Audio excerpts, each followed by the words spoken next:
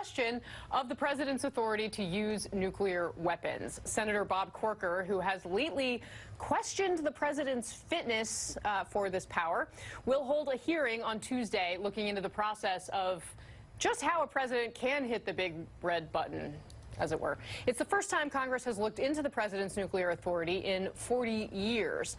Joining me now on set here is Jeffrey Engel, the director for the Center of Presidential History at Southern Methodist University and the author of the new book, When the World Seemed New, George H.W. Bush and the End of the Cold War. Very much looking forward to digging even further into this book. But I think the thing that stuck out to me the most, of course, is what you learned, and you talk at length about George H.W. Bush's approach to our nuclear arsenal and how to kind of help the country step back from that power. What lessons do you think President George H.W. Bush would have for this president on that? You know, the truth of the matter is the best lesson that George H.W. Bush has for Donald Trump is one that he's really unlikely to take.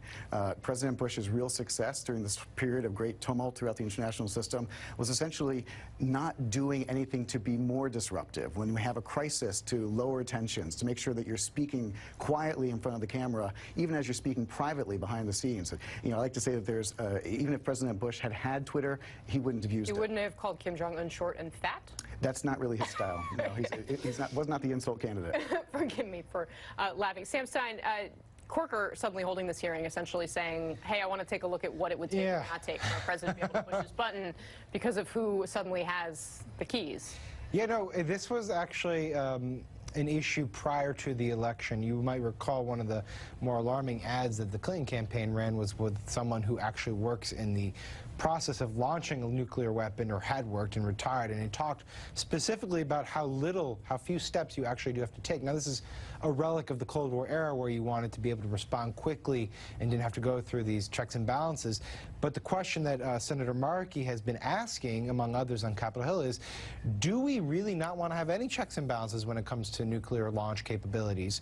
And it's an honestly very difficult question to ponder, because you do have to, on the one hand, weigh having a impulsive president like we do now, and then on the other, you have to actually game out nuclear theory here, right? What happens if a weapon's launched at us? And so these hearings are going to be very fascinating. The thing is, though, this conversation was happening really in some closed circles, but very vigorously prior to this election of Donald Trump.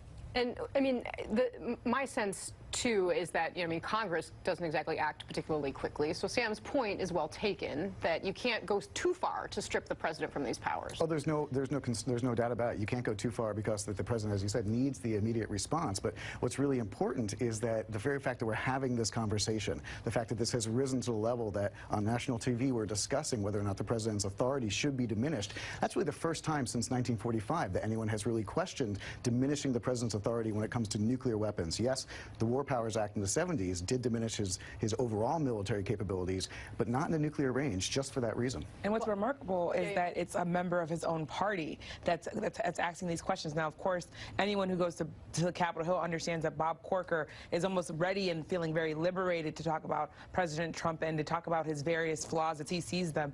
But I think the fact that he's actually having this hearing goes to this idea that Republicans, in some ways, have to be liberated before they can actually have these conversations that I think a lot of them are having on background or off the record. The other thing I'll say is I want to see what Republicans actually going to go and start actually questioning this, and then go back to their district and explain to the people who voted for Donald Trump that they voted to strip his powers away. I think that's where Republicans are going to have their biggest problems. But it is a good point that it's Republicans who are bringing up this very fear. Like Sam, you mentioned the campaign ad that Democrats ran. The campaign ad was a very hard-hitting one, but I think what you can't forget is that Donald Trump seems to have this affinity and fascination for nuclear weapons. As our colleague Morning Joe Scarborough noted, he brought it up in this private talk where he was talking about just how many nuclear weapons we have and what it would mean to actually launch them. There's been reporting that he's sort of wondering, he's never really ruled out using a nuke, even in Europe, although that seems to be a rhetorical device that he has.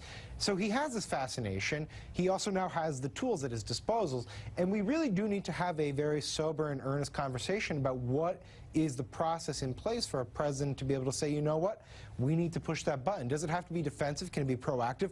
Does it have to go through Congress? Can it go through the cabinet? I mean, what are the actual checks? Right. And that seems to be a very different perspective than what we heard from George H.W. Bush Yes, in this new book. It's really amazing. I mean, every president since Dwight Eisenhower, essentially, when they come into office, has been given a briefing explaining what nuclear weapons actually would do, and it really has a sobering effect on every single president, perhaps except this one. Perhaps except for this one.